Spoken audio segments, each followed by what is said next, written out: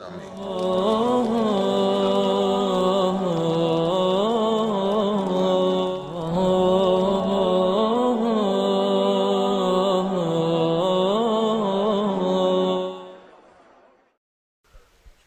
قسم کی تعریف و توصیف حمد و ثنا اللہ رب العالمین کے لیے لائق و دیبا ہے، جو ہم سب کا خالق، مالک، مدبر اور پالنہار ہے۔ بعدہ درود و سلام کا نزول ہو ہم سب کے آخری نبی جناب محمد رسول اللہ صلی اللہ علیہ وسلم پر، جنہوں نے اللہ رب العالمین کے پیغام کو اس کے بندوں تک کما حقہ پہنچایا، اور اس درمیان میں جتنی بھی تکالیفیں، مشقتیں، مصیبتیں آئیں، ان تمام کو جھیل کر اللہ رب العالمین کے پیغام کو اس کے بندوں تک پہنچایا۔ اللہم صلی وسلم علی نبینا محمد صلی اللہ علیہ وسلم۔ محترم سامعین و سامعات، میں اور آپ جس مجلس میں جمع ہیں، یہ مجلس بہت ہی بابرکت مجلس ہے۔ اللہ کے نبی صلی اللہ علیہ وسلم فرماتے ہیں کہ جو لوگ اللہ رب العالمین کے گھروں میں سے کسی گھر میں جمع ہوتے ہیں دین سیکھنے کے لیے، سکھانے کے لیے، ایسے لوگوں پر اللہ رب العالمین کی سکینت نازل ہوتی ہے، اللہ رب العالمین کی رحمت ڈھانپ لیتی ہے۔ ایسی مجلسوں میں فرشتے حاضر ہوتے ہیں، اور اسی طرح اللہ تبارک و تعالی اپنے پاس جو مخلوق ہے یعنی فرشتے ہیں ان کے پاس ہمارا ذکر کرتا ہے۔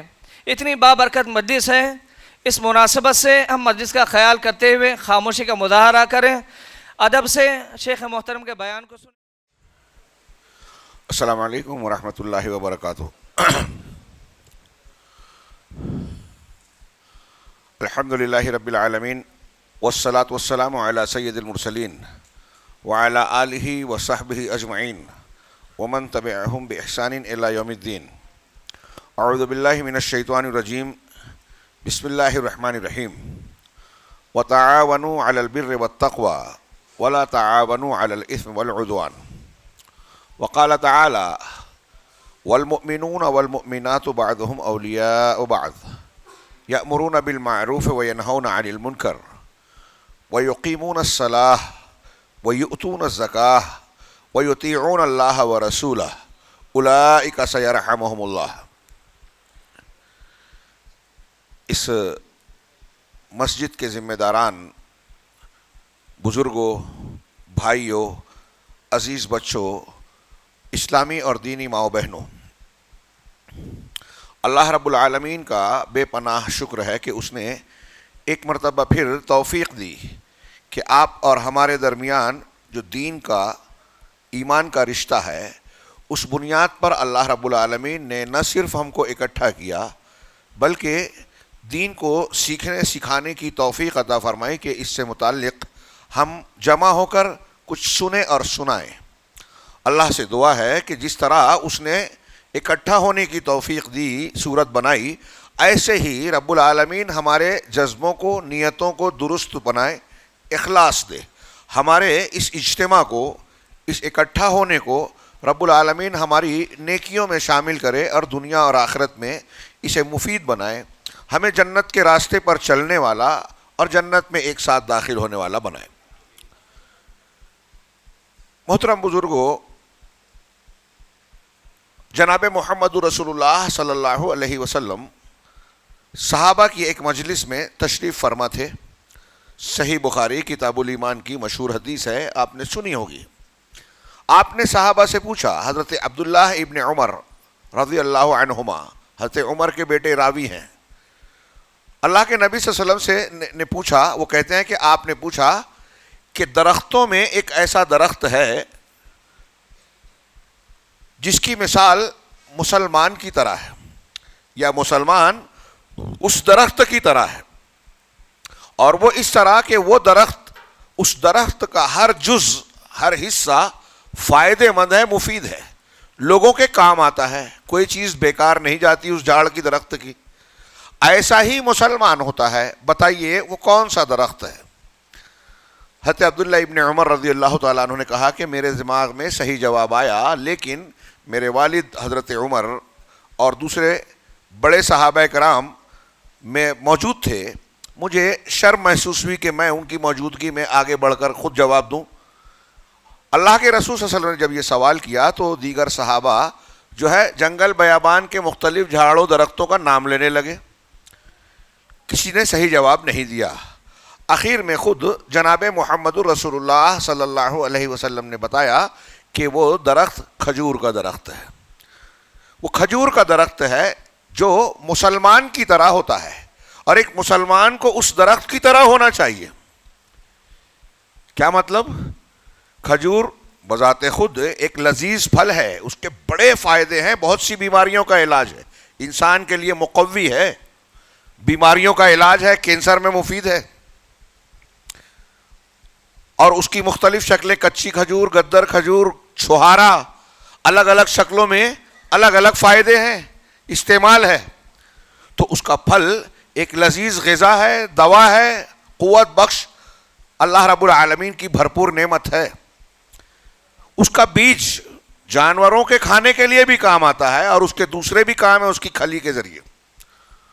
اس کا درخت, تنا, لکڑیاں, رسیاں, اس سے کیا کیا بنتا ہے تنے سے, لکڑیوں کا کتنا استعمال ہے.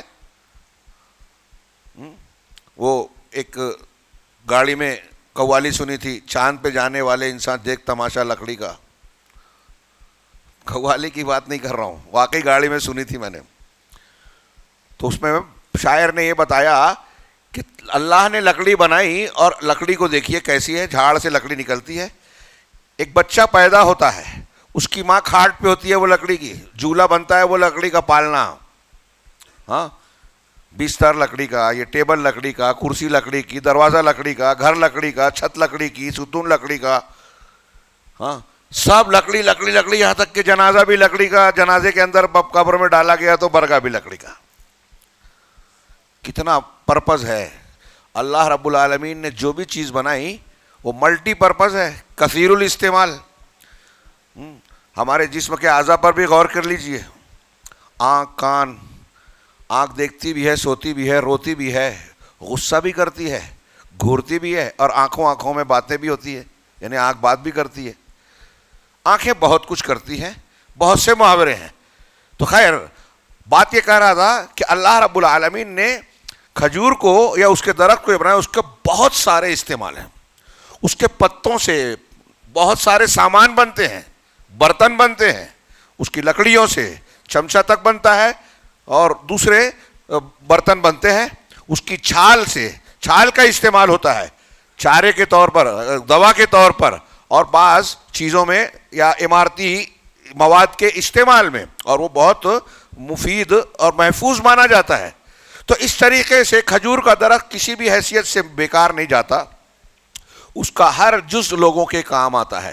نبی پاک صلی اللہ علیہ وسلم نے سمجھایا صحابہ کرام کو کہ ایسا ہی مسلمان ہونا چاہیے. یہ مسلمان کی ایک پہچان ہے کہ وہ لوگوں کے لیے مفید ہوتا ہے.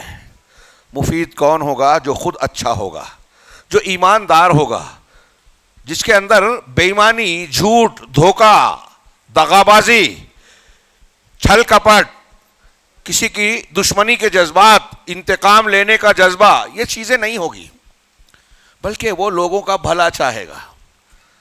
مسلمان خیر ہی خیر پر عمل کرنے والا ہوگا. یہاں اس حدیث میں میں ایک طرف اور اشارہ کروں گا. یہاں جتنے لوگ حاضر ہیں, اور ماں و بہنوں سے بھی کہوں گا کہ اللہ کے نبی صلی اللہ علیہ وسلم صحابہ کے ساتھ بیٹھتے تھے, صحابہ کو تعلیم دیتے تھے, اور صحابہ کرام کو تعلیم الگ الگ ڈھنگ سے دیتے تھے. مثالوں سے سمجھایا, دین سمجھا رہے ہیں, آخرت کے فائدے کی, کھجور کے درخت کا بھی فائدہ اس میں بیان ہو گیا, اور مسلمان کو کیسا ہونا چاہیے یہ بھی ذکر ہو گیا. اور بیان کرنے سے پہلے سوال کر رہے ہیں. اسکول میں ٹیچر لوگوں کو بتایا جاتا ہے, ٹیچر بنتے ہیں جو ڈی ایڈ بی ایڈ وغیرہ آپ کے یہاں کیا بولتے ہیں, ان کو بتایا جاتا ہے تعلیم کے طریقے کیا کیا ہیں.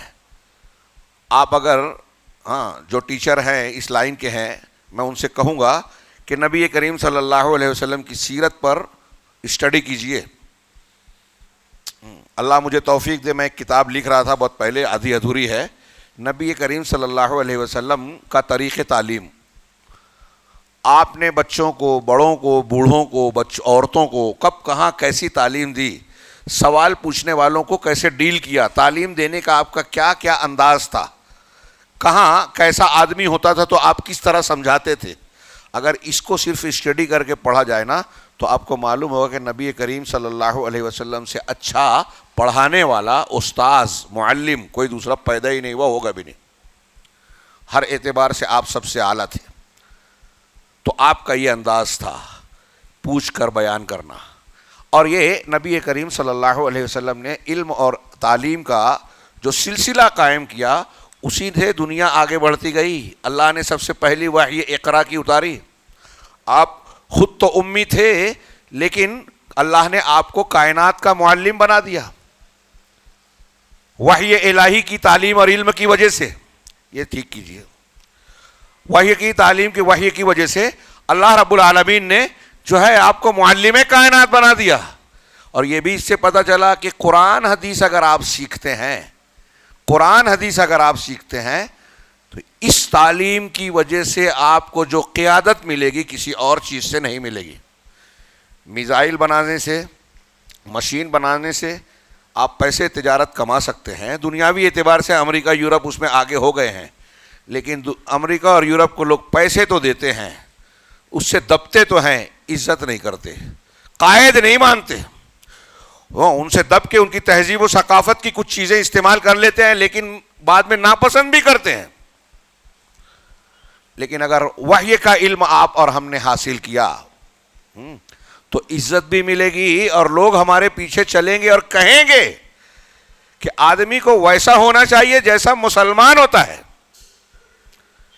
اور مسلمانوں کی پہچان جو بنے گی دنیا میں, وہ آج جیسے میڈیا بناتا ہے, حکومتیں جو تصویر کھینچتی ہیں غیر مسلم جیسا بناتا ہے کہ مسلمان انتہا پسند ہوتے ہیں, جاہل ہوتے ہیں, بد تہذیب ہوتے ہیں, گندے ہوتے ہیں, ان کے محلے گندے ہوتے ہیں, دوسروں کے حقوق کا خیال نہیں ہوتا, راستہ چلنے کے آداب کا لحاظ نہیں ہوتا, اور ایسے ہوتے ہیں. یہ جو تصویر کھینچی گئی ہے حقیقت میں مسلمان ایسا ہوتا ہی نہیں ہے. ہم قرآن پڑھیں, حدیث پڑھیں اور مسلمان کو دیکھیں کہ وہ کیسا ہوتا ہے. تو میں سوچتا رہا کہ کون سے پہلو کو میں بیان کروں. ایک مومن کے اوصاف میں قرآن میں آپ کو جگہ جگہ مضامین ملے گا کہ مومن کے یہ اوصاف ہوتے ہیں. آپ سورہ بقرہ کی آغاز میں کریے الف لام میم ذالک الکتاب لا ریب فیہ ھدی للمتقین, متقیوں کا ذکر ہوا اور اس کے فوراً بعد کہا کون ہے, الذین یؤمنون بالغیب ویقیمون الصلاۃ, کیا ہے, وَمِمَّا رَزَقْنَاهُمْ يُنْفِقُونَ, کہ یہ متقی مومن وہ ہیں جو غیب کو ماننے والے ہیں, غیب کو ماننے والے, غیب پر ایمان رکھنے والے. ابھی عصر کی نماز کے بعد ایمان پر تھوڑی سی گفتگو کرتے ہوئے حیدرآباد میں ایک جگہ مسجد ابراہیم میں ذکر کر رہا تھا. یہ بہت اہم چیز ہے غیب کو ماننا. کون سا غیب ہم مانتے ہیں؟ جو اللہ نے بتایا اور جو رسول نے بتایا. نبی جو خبر دیتے ہیں وہ غیب کی خبر دیتے ہیں, جاپان امریکہ کی خبر نہیں دیتے. دنیا میں کہاں کیا ہو رہا ہے یہ بتانے کے لیے نبی نہیں آیا, اس کے لیے ریڈیو ٹی وی چینل اور بہت ساری چیزیں ہیں, کوئی بھی بتا سکتا ہے, معلوم کر سکتے ہو. جو ہم نہیں معلوم کر سکتے ہیں وہ غیبیات ہے. ہم کو پیدا کرنے والا کون ہے, کیسا ہے, اس کی صفات کیا ہیں, یہ نبی بتائے گا, یہ قرآن بتائے گا. اس کے تعلق سے بنیادی طور سے ہم جان سکتے ہیں عقل سے, لیکن اس کی تفصیل جاننے کے لیے وحی کی ضرورت ہے. مرنے کے بعد ہمارا کیا ہوگا, کہاں جاتے ہیں, کون بتائے گا؟ یہ غیب ہے, یہ وحی بتائے گی, نبی بتائے گا. ہماری روح کا کیا معاملہ ہے, جسم کا کیا معاملہ ہے, جنت کیسی ہوگی, جہنم کیسی ہوگی, مرنے کے بعد دوبارہ زندہ کیے جائیں گے تو کیا کیا معاملات ہوں گے. فرشتے غیب ہیں, قبر کی اور برزخ کی زندگی غیب ہے, اب قبر میں عذاب ہوتا ہے, قبر میں ثواب ملتا ہے, غیب ہے. کئی لوگ نہیں مانتے, مسلمان ہو کے بھی نہیں مانتے, وہ غیب پر ایمان نہیں رکھتے. جو ایسا بولتا ہے کہ رسول اللہ صلی اللہ علیہ وسلم کی حدیث ہے, قرآن کی آیت ہے, لیکن میری سمجھ میں نہیں آ رہی ہے, میں غیر مسلم اعتراض کرتا ہے, ارے یہ کھڈے میں قبر ہے کیا, اب ایک مردہ تو جو ہے اس کو پرندہ اڑا کے لے جاتا ہے, تو اس کی قبر کہاں ہے؟ تو آپ کا ٹینشن ہے, یہ آپ کی قدرت کی بات ہے. اللہ نے آپ کو دیا ہے کہ وہ اس کی قبر بنائیں گے تو اللہ رب العالمین عذاب دے پائے گا؟ ورنہ قاصر ہو جائے گا. سمندر میں کوئی لاش ڈال دی گئی تو وہ قبر میں نہیں ہے, پرندے نے نوچ لیا تو وہ قبر میں نہیں ہے, جل گیا تو قبر میں نہیں ہے. ہم دیکھتے ہیں ایک آدمی مرا ہوا ہے, وہ یہاں دفن ہے, اس کی روح آپ بولتے ہو لین سی جین میں گئی, تو پھر اس سے کنیکشن کیا ہے؟ آج انسان آپ کے جیب میں موبائل ہے, سیٹلائٹ سے آپ امریکہ, یورپ, آسٹریلیا سے کنیکٹڈ ہیں. یہ انسان کر رہا ہے. اللہ نے جس کو اپنے علم, سمندر والے علم میں سے ایک قطرہ بھی نہیں دیا. اللہ کی قدرت کے سامنے ہماری کوئی قدرت نہیں ہے. انسان یہ سب کچھ ایجاد کر رہا ہے, بنا رہا ہے, تو اللہ رب العالمین کی قدرت پر ہم کو سوال پیدا ہو رہا ہے. ارے ہمارا دماغ چھوٹا ہے, ہماری عقل علامہ ابن خلدون کے مطابق سونے کو تولنے والے ترازو کے برابر چھوٹا سا ترازو ہے. گرام اور تولہ ماسا تول سکتا ہے. اس چھوٹے سے ترازو میں آپ پہاڑ کا وزن معلوم کر سکتے ہو کیا؟ علامہ ابن خلدون نے کہا کہ ہمارا دماغ سونے کا ترازو ہے اور غیب پہاڑ سے بڑا ہے. اپنے دماغ سے وہ باتیں ضروری نہیں ہے کہ ہم سمجھ پائیں جو اللہ اور رسول نے غیب کی بتائی ہے. یہ کوئی علمی اور بہت گہری بات میں نہیں کر رہا ہوں سمجھانے کے لیے, اور وہ بات بتا رہا ہوں ہر مرد اور عورت, ہماری مائیں بہنیں بھی غور سے سنیں. یہ چیزیں سیکھنا, اپنے بچوں کو سکھانا آپ کا فرض ہے. بار بار یہ بات دہراتے رہیے اور جانتے رہیے کہ توحید, ایمان, عقیدہ اگر آپ نے نہیں سیکھا, آپ نے نہیں جانا, آپ کھانا پکانا سیکھنا ضروری سمجھتے ہیں, دنیا کا کوئی ہنر سیکھنا کہ اس کو یہ ڈگری لیے بغیر جو ہم کو جاب اور نوکری نہیں ملے گی, فلاں کیے بغیر ڈرائیونگ بھی نہیں کر سکتے سیکھے بغیر, تو آپ یہ کیسے سمجھ سکتے ہیں کہ بغیر سیکھے ہوئے, بغیر علم حاصل کیے ہوئے آپ کو توحید معلوم ہو جائے گی, شرک سے بچ جائیں گے, آپ جنت کے راستے پہ چلنے والے بن جائیں گے, جہنم کے راستے سے بچ جائیں گے. جبکہ دنیا میں ہم دیکھ رہے ہیں کہ بہت بڑے بڑے ڈگری ہولڈر, بڑے بڑے دانشور, بڑی بڑی دولت والے لوگ ہیں جو شرک کر رہے ہیں, گمراہیوں میں اور کفریات میں پڑے ہوئے ہیں. دولت سے اور دنیا کے اسباب سے ہدایت نہیں ملتی. آپ کو ہدایت اور راستہ سعادت اور کامیابی کا حاصل کرنا ہے تو اس کے راستے سے حاصل کرنا پڑے گا. قرآن حدیث اللہ رب العالمین نے اتنے اہتمام سے نازل کیا, نبی بھیجا, قرآن کی حفاظت کا ذمہ لیا, بڑے بڑے علماء پیدا کیے جنہوں نے اپنی زندگیاں کھپا کر حدیث کی, تفسیر کی خدمت کی, اور ہم کو ٹائم نہیں ہے کہ ہم سیکھیں, وقت نہیں ہے کہ اس کے لیے علماء کے پاس بیٹھ کر ہمارے لیے جو ضروری ہے سیکھنا اس کو معلوم کرے کہ یہ کیا ہے. تو مومن کی پہلی پہچان ہے ایمان, مسلمان کی. اور میں اگر صرف اس پر گفتگو کروں تو عشاء کی اذان ہو جائے گی, میری بات بہت ادھوری رہے گی. وہ کیا کہ ہم اور آپ یہاں بیٹھے ہیں, اپنے آپ کو مسلمان کہتے ہیں. اسلام کی پہلی چیز, بنیادی چیز لا الہ الا اللہ محمد رسول اللہ, ایمان ہے. ایمان کی کئی چیزیں ہیں, بنیادیں 6 بنیادیں ہیں, ان میں سے اللہ پر ایمان ایک چیز, رسول پر ایمان ایک چیز, آخرت پر ایمان ایک چیز, تقدیر پر ایمان, فرشتوں پر. یہ 6 جو ایمان کی بنیادیں ہیں نا, اس کے ساتھ اور بہت ساری تابع چیزیں ہیں. ان 6 میں سے کوئی ایک چیز, ایک ایسی نہیں ہے جو آج دنیا کے سارے مسلمان جس میں صحیح ہوں. میری بات سمجھ میں آئی جو کہا؟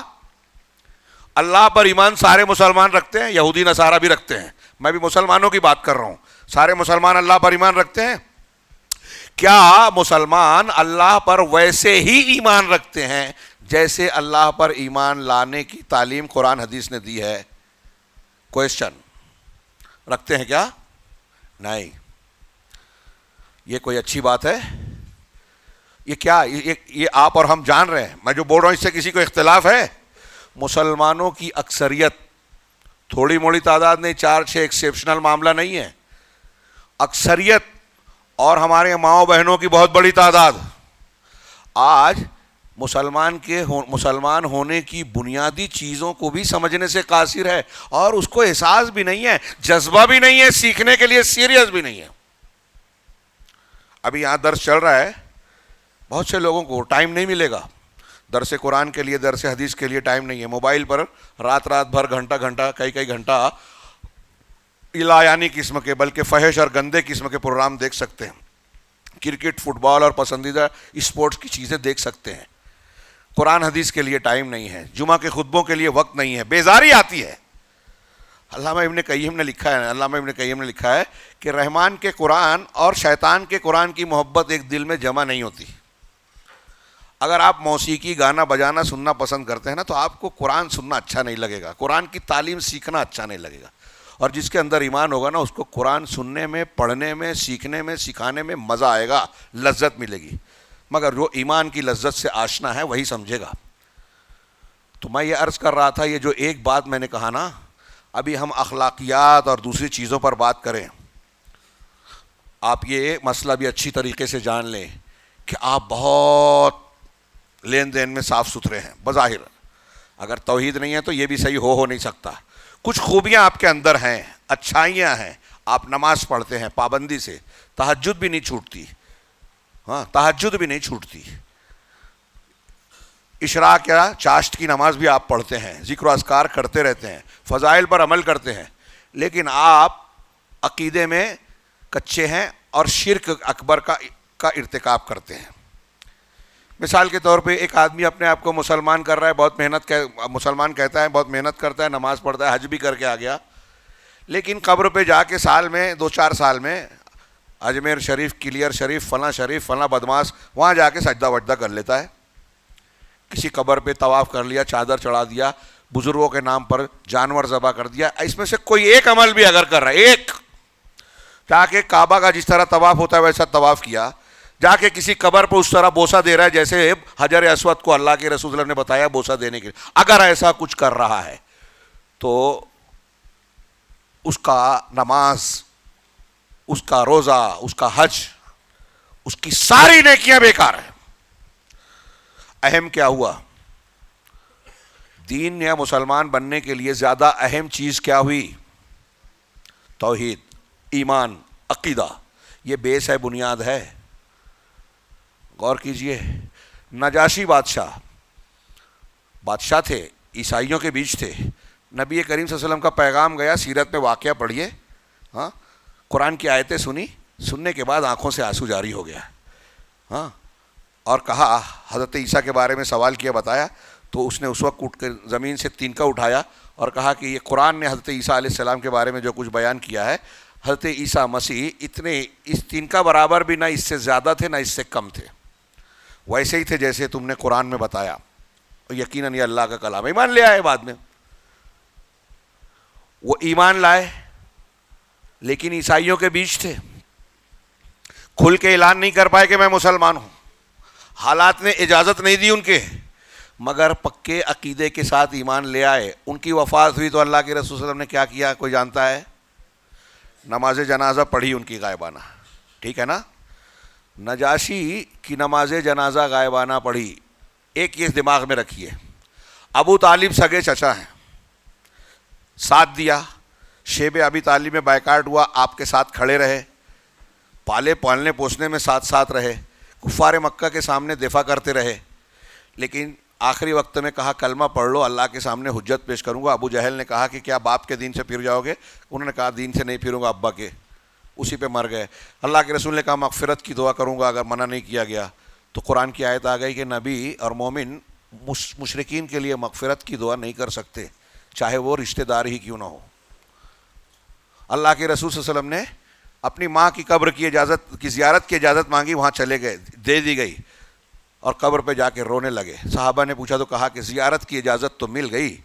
یہ مسلم شریف کی حدیث میں ہے, میں اپنے الفاظ میں شارٹ میں بیان کر رہا ہوں. مجھے زیارت کی اجازت تو مل گئی, اس کی اجازت نہیں ملی کہ اپنی ماں کے لیے مغفرت کی دعا کروں.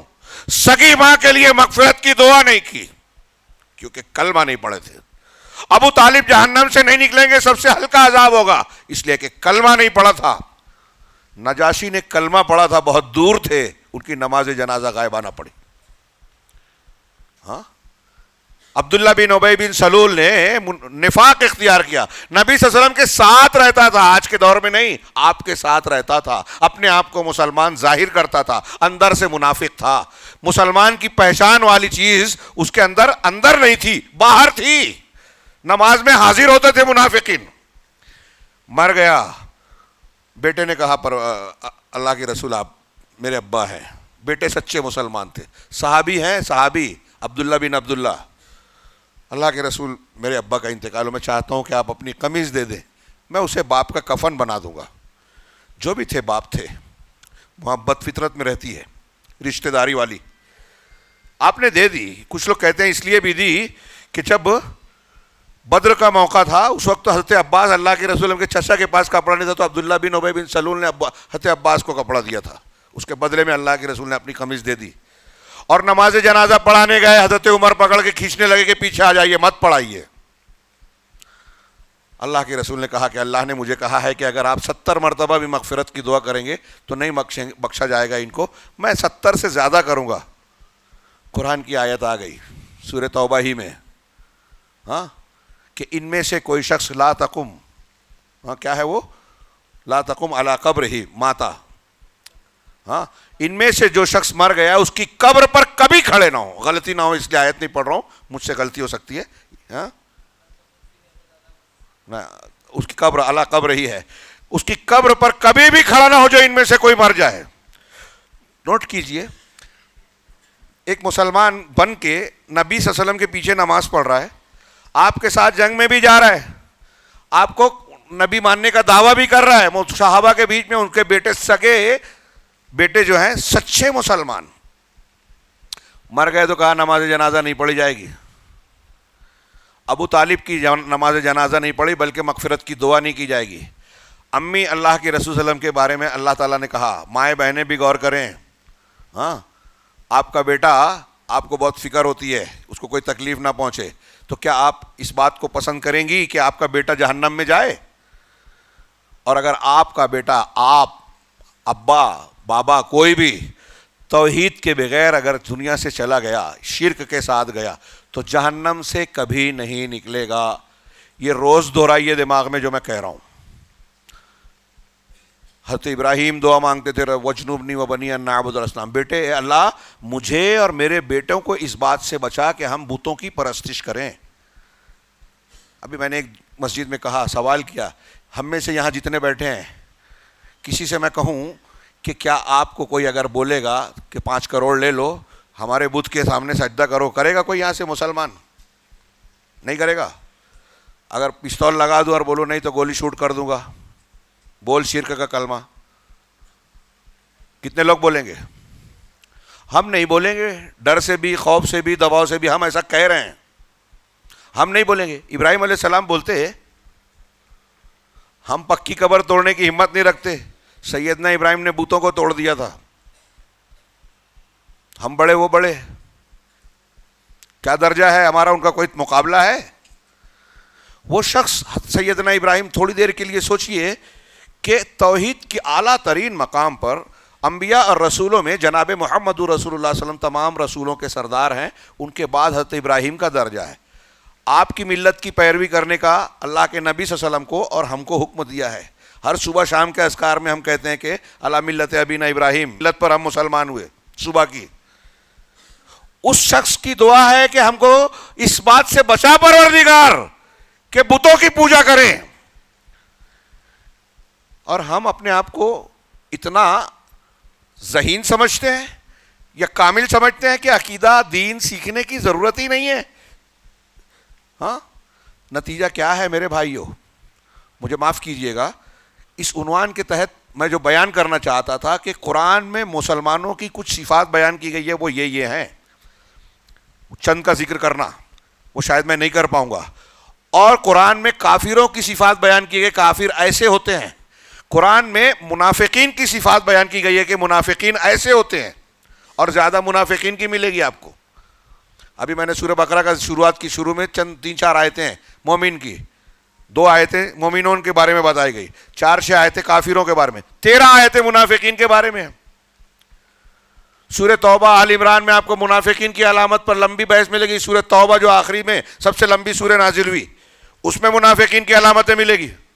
پھر قرآن میں ہم کو یہ بھی بتایا گیا کہ آپ کے مسلمان ہونے کی پہچان یا کیا ہونی چاہیے, آپ کی حالت اور شکل کیا ہونی چاہیے. ہر نماز میں ہم دعا مانگتے ہیں, اہدنا الصراط المستقیم, پروردگار ہمیں صراط مستقیم کی رہنمائی فرما. یہ کوئی چھوٹی بات نہیں ہے, اکثر میں نے تقریروں میں اس کا ذکر کیا ہے. علامہ ابن تیمیہ اور علماء کہتے ہیں کہ ایک بندے کے لیے, آپ کے اور ہمارے لیے, اس دعا سے زیادہ ضروری کوئی دعا نہیں ہے, اس دعا سے زیادہ مفید اہم دعا کوئی نہیں ہے کہ پروردگار ہمیں صراط مستقیم پر چلا. تھوڑی دیر کے لیے سوچئے, اللہ تبارک و تعالی ہمیں کسی ایسے گھر میں پیدا کرتا جہاں پتھروں کی پوجا ہوتی ہے, کنکروں کو شنکر بنایا جاتا ہے, اور پوجا پاٹ ہوتی ہے, تو ہم بھی وہی کرتے. کسی ایسے گھر میں پیدا ہوتے جو حضرت عیسیٰ کو اللہ کا بیٹا کہتے ہیں, ہم بھی کہنے لگتے نعوذ باللہ. کسی ایسے گھر میں پیدا ہوتے جو مسلمانوں کو دشمن مانتا ہے, توریت کو مانتا ہے جو تحریف شدہ ہے, انبیاء کی شان میں گستاخیاں کرتا ہے, نبی کو برا بھلا کہتا ہے, یہودی, جینی, بدھسٹ. اگر ہم وہاں پیدا ہوتے, ویسے ہی ہوتے, تو کیا ہوتا؟ اہدنا الصراط المستقیم کا ایک مطلب یہ ہے کہ مذاہب میں جتنے مذہب ہیں ان میں صحیح مذہب دے اللہ, ہم کو صحیح دین دے. اور اہدنا فی الصراط, الی الصراط کا بھی معنی ہے فی الصراط کا. عبد الرحمن بن ناصر السعدی نے یہ تفسیر کی جو میں بتا رہا ہوں. ایک معنی یہ ہے کہ صراط مستقیم اسلام تو ہے, لیکن اب اسلام میں لوگوں نے اسلام کے بہت سی شکلیں اور ایڈیشن بنا لی ہے. یہ مسلک, وہ مسلک, یہ طریقہ, وہ طریقہ. اور آج میں کہہ رہا ہوں یا کوئی کہے تو لوگوں کو برا بھی لگتا ہے, لیکن میں ایک موٹا سا سوال ہے, چلیے میں اگر نہ چھیڑوں تو آپ بتائیے کہ کیا سارے مسلک صحیح ہیں جیسا کہ کچھ لوگ کہتے ہیں؟ یہ سب میں مت پڑو, اپنے اپنے راستے پہ چلنے دو, سب کی منزل ایک ہے, راستے الگ ہیں. کیسا ایک ہے؟ یا ایک راستہ ادھر وقار آباد جا رہا ہے, ایک راستہ ادھر حیدرآباد جا رہا ہے, دونوں پہ چلنے والا ایک ہی جگہ پہنچے گا کیا؟ لاجیکل یہ بات سمجھ میں آتی ہے؟ کسی طریقے سے سمجھ میں نہیں آتی. انتہائی غلط بات, بڑا دھوکہ. اسلام اللہ وہی قبول کرے گا جو اس نے آسمان سے اتارا. آسمان سے کون سا اسلام اتارا؟ جو قرآن میں ہے, جو رسول کے پاس ہے, جس کو ہم سنت کہہ سکتے ہیں, عقیدہ اور عمل صاحب.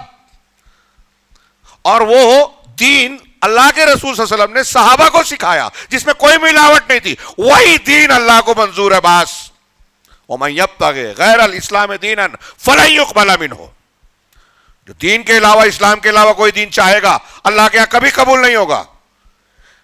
کلیئر ہے کہ نہیں یہ بات؟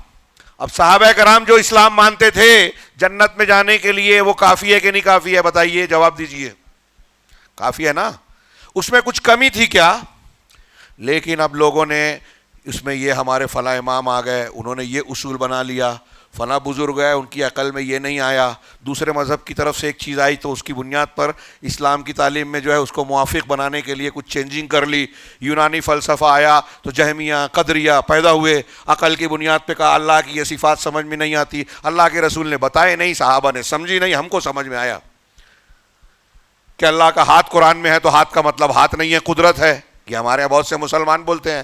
اللہ نے کہا کہ اللہ عرش پر مستوی, عرش کے اوپر قائم ہے, تو اشعری ماتوریدی اور ہمارے یہاں حنفی بھائی ان کے تاثر سے کہتے ہیں کہ اللہ عرش پر نہیں ہے, ہر جگہ ہے. امام ابو حنیفہ رحمہ اللہ کہتے ہیں کہ جو ایسا بولتا ہے وہ کافر ہے. اور یہ آدمی امام حنیفہ کو امام بھی مان رہا ہے, اور جس کو کافر, جس چیز کو وہ کفر کہہ رہے ہیں اس کو بھی مان رہا ہے. سمجھ ہی میں نہیں آتا کون سا دین مان رہے ہو. میری بات سمجھ میں آ رہی ہے؟ یہ گھورک دھندا مسلمانوں میں پھیلا ہوا ہے. تصوف کے نام پر ہمارے درمیان اسلام کی بگڑی ہوئی شکل جو مسلمانوں کو اسلام کے نام پر اسلام سے دور کرتی ہے. جملہ سمجھیے, دماغ میں گھسائیے. میں اس کو بہت ضروری چیز سمجھتا ہوں, ہاں, اور خواتین بھی اچھی طرح سمجھیں. اگر آج کی اس مجلس میں جو میں صفات بیان کرنا چاہتا تھا, اس میں صرف آپ نے اتنا سمجھ لیا کہ صحیح عقیدہ ہمارے لیے کتنا ضروری ہے, اس کی کتنی ضروری حفاظت کرنی چاہیے, تو مجھے لگے گا کہ اللہ رب العالمین نے میرا آنا یہاں مفید بنا دیا, قبول کر لیا. اللہ قبول فرمائے. تو میں عرض کر رہا ہوں کہ اسلام کی بہت سی شکلیں آج ہمارے درمیان ہے. میرے بھائیوں, آپ میں سے کوئی شخص, اگر مثال کے طور پہ میں نے بھی تصوف کی بات کہی, لگتا ہے کہ مولانا مسلکی بات چھیڑ کے اختلافی بات چھیڑ کے ہم اس کو رد کر رہے ہیں, اپنا مسلک ثابت کر رہے ہیں. چلیے ٹھیک ہے, میں غلط ہوں. آپ مجھے بتائیے کہ اللہ کے رسول صلی اللہ علیہ وسلم نے جو اسلام پیش کیا تھا, کیا اس اسلام میں یہ ایسے ایسے تضاد ہیں کیا کہ صوفی بولتا ہے اللہ ہر جگہ ہے, قرآن بولتا ہے اللہ آسمان کے اوپر ہے, عرش کے اوپر ہے, اور ایسا ایک معاملہ نہیں ہے. ایک طبقہ بولتا ہے کہ تقدیر کچھ ہے ہی نہیں, ایک طبقہ بولتا ہے کہ نہیں سب کچھ تقدیر ہی ہے, اور اہل سنت بولتے ہیں کہ نہیں کچھ انسان کو بھی اختیار ہے, کچھ تقدیر بھی ہے. شاید کچھ لوگوں کی سمجھ میں نہ رہا ہو. تقدیر کے معاملے میں ایک آگے ہے, ایک پیچھے ہے, ایک بیچ میں ہے. جو بیچ والا ہے وہ صحیح ہے. حضرت ابن عمر ایک صحابی ہیں, ان سے ایک آدمی نے آ کے کہا کہ بصرہ کے کچھ لوگ جو ہیں وہ تقدیر کا انکار کرتے ہیں, معبد جوہنی. تو حضرت ابن عمر نے کہا کہ ان سے جا کے کہہ دو کہ میں ان سے اور وہ مجھ سے بری ہیں, اگر وہ احد پہاڑ کے برابر سونا بھی خرچ کر دیں تو اللہ قبول نہیں کرے گا جب تک تقدیر کو نہ مانے. تو اب ہمارے مولوی صاحبان آج کل کے دانش اور یہ کہیں کہ حضرت ابن عمر جو ہے اختلافی بات کر رہے تھے. ارے تقدیر کا ہی تو انکار کیا تھا نا, وہ اپنے طور پہ کر رہے تھے, کرنے دینا چاہیے. جیسے آج کل لوگ سبق پڑھاتے ہیں کہ وہ بدعت کر رہا ہے, وہ میلاد پڑھ رہا ہے, وہ قبر پہ جا رہا ہے, وہ غیر اللہ کی پرستش کر رہا ہے, وہ بدعت کر رہا ہے, وہ جادو کر رہا ہے, کرنے دو نا, سب ایک ہو جاؤ. ایک ہی برتن میں شہد بھی ڈالو, دودھ بھی ڈالو, پیشاب بھی ڈالو, چاول گیہوں بھی ڈالو, گوبر بھی ڈال دو, سب کھا لو. یہ دین کو ایسا بنا دیا ہے آپ نے جو دنیا میں نہیں قبول کریں گے. تو میں عرض کر رہا تھا اللہ کے رسول صلی اللہ علیہ وسلم نے کہا, اللہ نے کہا کہ دین کے علاوہ اللہ قبول نہیں کرے گا. وہ دین کون سا دین ہے جو قبول کرے گا؟ وہ رسول پر جو اتارا ہے. اور آج جو الگ الگ دین ہے وہ اللہ کا اتارا ہوا نہیں ہے, اور یہ آپ کو سیکھنا پڑے گا. جو اللہ کا اتارا ہوا دین نہیں ہے اس پہ چلیں گے تو جہنم کے راستے پہ چلیں گے. یہ بھی اللہ اور رسول نے بتا دیا ہے کہ 73 فرقے ہوں گے, ایک جنت کے راستے پر ہوگا, باقی 72 غلط ہوں گے. کتنے غلط ہوں گے یہ الگ بحث ہے. کوئی بہت غلط ہوگا, کوئی کم غلط ہوگا, کوئی ہمیشہ جہنم میں جائے گا, کوئی کچھ دن کے لیے جائے گا. جائیں گے جہنم کے راستے پر. اب اللہ کے رسول کہہ رہے ہیں کہ ایک صحیح ہے, ہم کہہ رہے ہیں سب کو صحیح بولو. گائے بھی گابن, بیل بھی گابن, سب صحیح, یہ بھی صحیح اور وہ بھی صحیح. ہاں, مسلک سے اوپر اٹھ گئے. کیا اٹھ گئے؟ ڈاکٹر ذاکر نائک, جماعت اسلامی. اللہ نے تھوڑی کہا سنی بنو, پھر کیا بننے کے لیے کہا ہے؟ شیعہ بننے کے لیے کہا, فلاں بننے کے لیے کہا. آپ سنت پر عمل کیے بغیر سنی نہ بنو یہ منع نہیں کیا ہے, کہا ہے قرآن حدیث نے. قرآن کو مانو کہا ہے کہ نہیں کہا ہے؟ اہل قرآن مسلمانوں کو کہا گیا حدیث میں. اہل سنت صحابہ کہتے تھے سچے مسلمانوں کو, کن کے مقابلے میں؟ اہل بدعت کے مقابلے میں. اہل بدعت نے الگ الگ پہچان بنا لی, ان کے الگ اصول بنے, الگ راستے بنے, تو ان کی الگ پہچان ہو گئی, الگ راستے بن گئے, اسی سے فرقہ بنا. اور جو قرآن حدیث پر قائم ہے وہ جماعت ہے. میری بات موضوع سے شاید ہٹ گئی, یعنی میں جو بیان کرنا چاہتا تھا لیکن وہ بہت اہم ہے. میں اس بات کو بیان کرنا چاہتا تھا کہ مسلمان کی پہچان اور مسلمان کی جو بنیاد ہے وہ سب سے پہلے عقیدہ ہے, اور جب عقیدے کو درست کرنے پر آپ آئیں گے تو یہاں آئے گی بات. اور میں کہہ رہا تھا اہدنا الصراط المستقیم. مذاہب میں سچا مذہب اسلام ہے, اور اسلام میں بہت سے مسلک ہے, اس میں سے وہی ایک مسلک صحیح ہے جو سنت والوں کا ہے, حدیث والوں کا ہے, اہل السنہ والجماعہ, اہل الحدیث, سلفی, صحابہ کے طریقے پہ چلنے والے.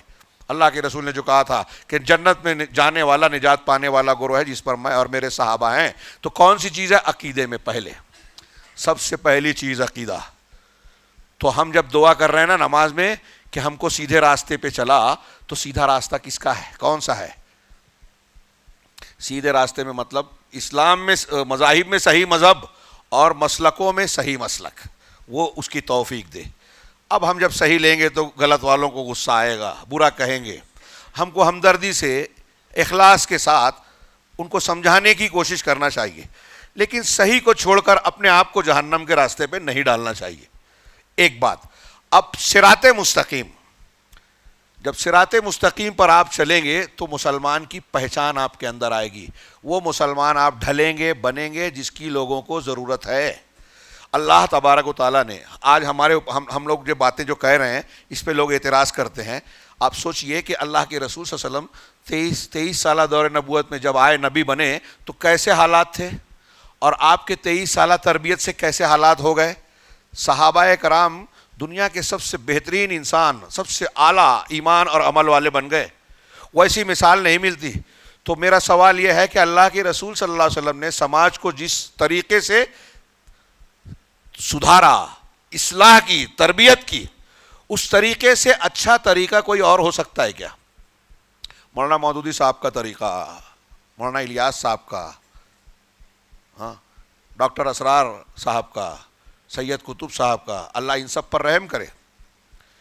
ہاں، بزرگ ہیں، ٹھیک ہے، اب ان سے بھی اوپر چلے جائیے، کوئی پیر صاحب، کوئی امام صاحب، ان کا کوئی طریقہ، ان کو اگر ہم اختیار کرتے ہیں اللہ کے رسول صلی اللہ علیہ وسلم کے طریقے کو چھوڑ کر، تو کیا آپ کا کیا فتویٰ رہے گا؟ یہ ایک عجیب و غریب معاملہ ہے کہ جو لوگ الگ بھی ہوتے ہیں نا، سنت سے ہٹتے ہیں، نئے مسلک کو اختیار کرتے ہیں، نئے سے مطلب جو قرآن حدیث والا ہے اس سے ہٹ کے، وہ بھی اسی خوش فہمی میں رہتے ہیں اور ان کے بڑے چھوٹے یہ تسلی دیتے رہتے ہیں کہ ہم رسول کے ہی طریقے پہ ہیں۔ یہ بھی نماز رسول کی نماز ہے، وہ بھی نماز اللہ کے رسول نے 4 بلکہ کچھ 8-10 طریقے سے نماز پڑھی، ایسا ہے نہیں۔ اور ایسا کہہ کے ہم اپنے آپ کو جھوٹی تسلی دیتے ہیں، دھوکہ دیتے ہیں، فریب میں مبتلا کرتے ہیں۔ تو صراط مستقیم کی ہدایت مانگیے، صرف نماز میں دعا کر کے نہیں، بلکہ تحقیق کیجئے کہ وہ صراط مستقیم جس کو مانگنے کی دعا اللہ نے ہم کو سکھائی ہے ہر نماز کی ہر رکعت میں، وہ ہے کیا؟